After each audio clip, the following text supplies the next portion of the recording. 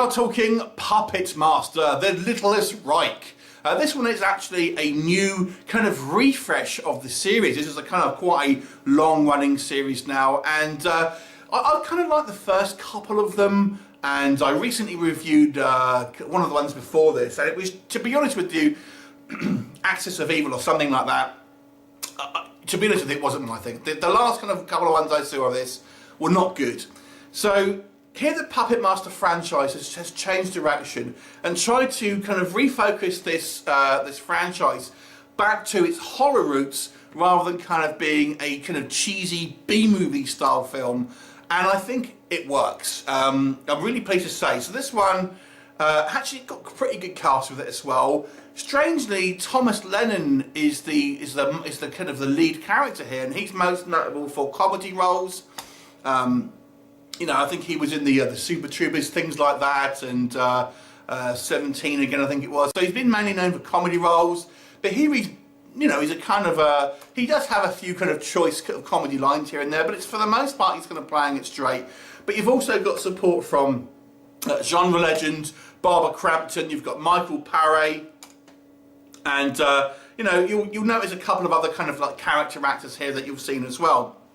Now I've mentioned this as a refresh because it seems to be kind of starting the franchise anew almost. It kind of references Toulon and you know, obviously the things that's happened in the past that has been kind of like we've seen in other films, but for the most part it kind of is its own entity, so you can kind of watch this as an entry point.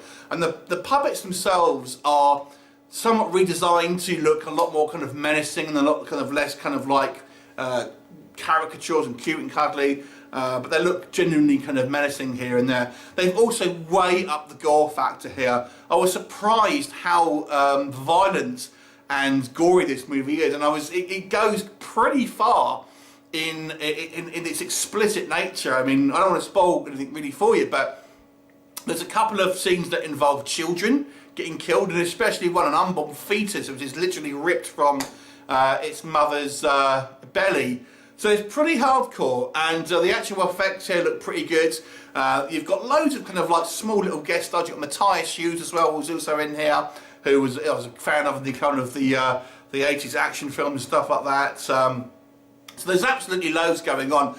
Massively high body count, with lots of kind of you know, deaths and stuff like that, fun deaths. I mean, it's some of the kind of the people you just think cannon fodder, cannon fodder, cannon fodder. Because there's no real characterization, so that, you know, okay, yes, a little basic perhaps. I mean, there's not really anything too deep going on here, but I think if you just want a really fun kind of like horror film with kind of neat little toys and quite good imaginative kind of VFX, I think there's a lot to like here. And we got to our kind of, maybe the ending was a little weak, I will say that.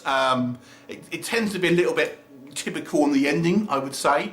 But for the most part, I feel if you are a horror fan, then you should be checking this one out, because I feel this really does put the Puppet Master series back on track and make it a kind of a viable movie that could be compared to the likes of Chucky and stuff like that, and in a bit more of the kind of the more casual and you know, well respected kind of horror franchises rather than the kind of the fringe kind of B-movie series that it kind of has become.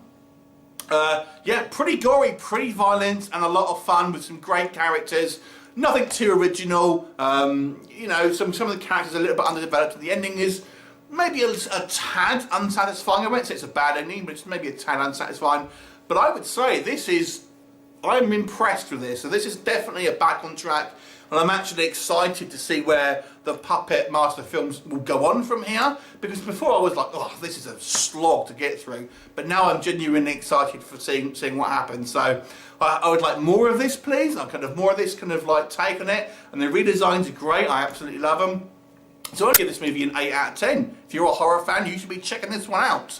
Some minor niggles here and there, but for me, I thought it was absolutely a whole blast of fun. Bye for now.